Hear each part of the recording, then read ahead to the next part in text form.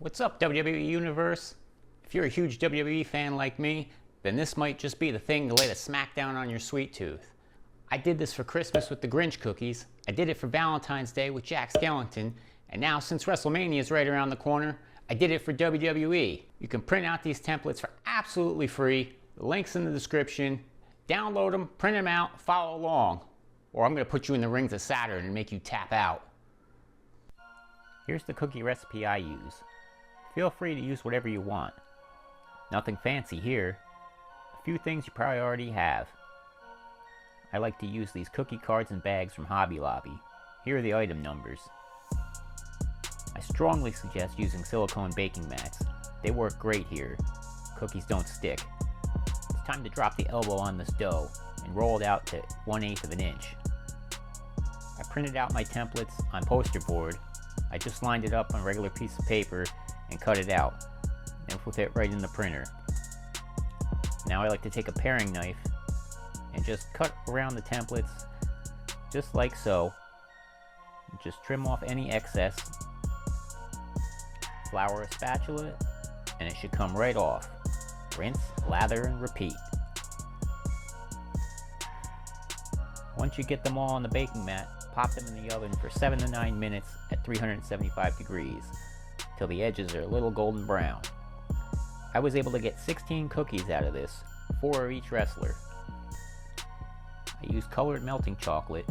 Just add a little bit of vegetable oil, helps thin it out. I used cake icing bottles and some black food coloring. I printed out the color templates I made, put it on a cookie sheet, cover them with a sheet of wax paper, and tape it down so it doesn't slide around.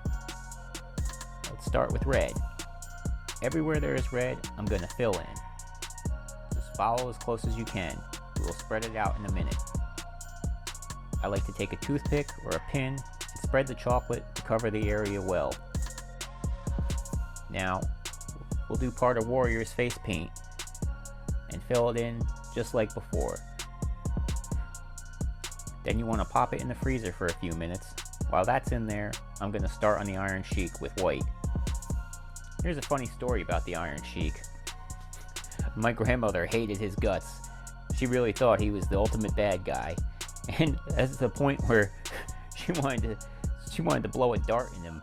She always be like, oh, I'm going to go to wrestling and I'm going to see him, I'm going to blow a dart in him. And I'm like, Grandma, you're going to kill this guy. He's really a nice guy.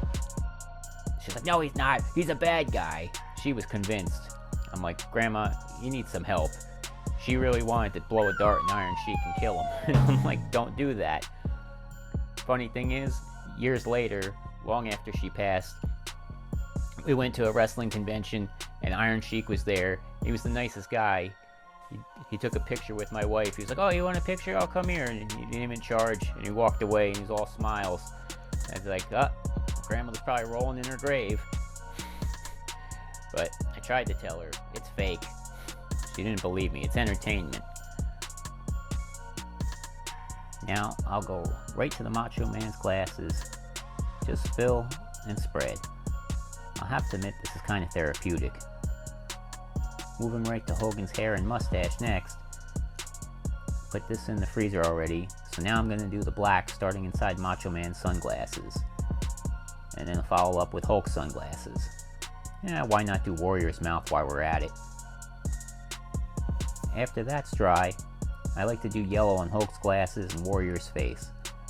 This is the most important thing, that all the colors touch.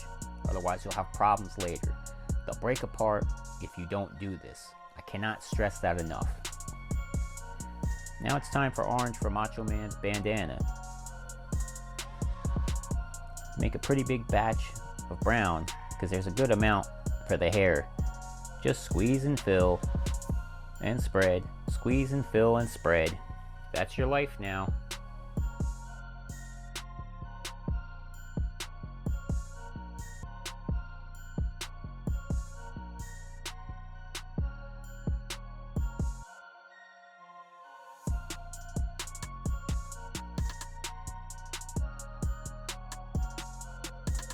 After these been in the freezer and solidified, I make another big batch of tan. I just threw some brown wafers in with the white wafers until I got this color. Now for all the faces. Who's your favorite wrestler? I made a little blue here for Iron Sheik. Should have made it a little darker, but hey, what are you gonna do? Sometimes you just gotta roll with it. Next, I mixed up a batch of royal icing. You could probably just use frosting if you wanted to, it's up to you. It's time for the main event. Lay your cookies out on a baking tray.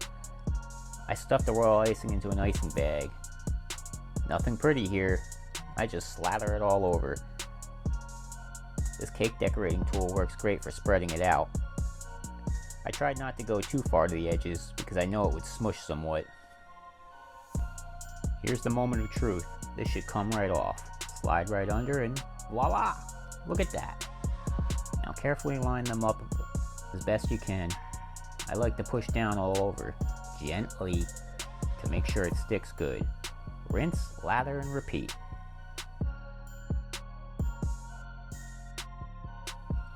Whoops, should have made this a little thicker. Oh well. Now for some details. I just made a little bit of black chocolate and used a toothpick to add the details to the faces.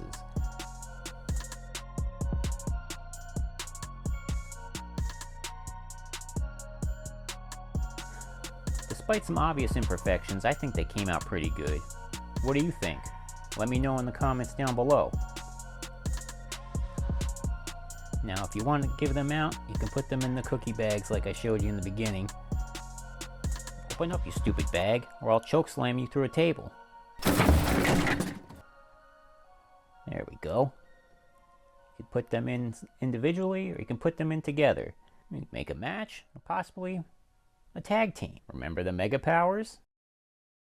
Now that's done, I could go on making WWE cookies forever. There's so many possibilities. But there's only one that I want to make. Do you want me to tell you what it is? Bye! See you next time!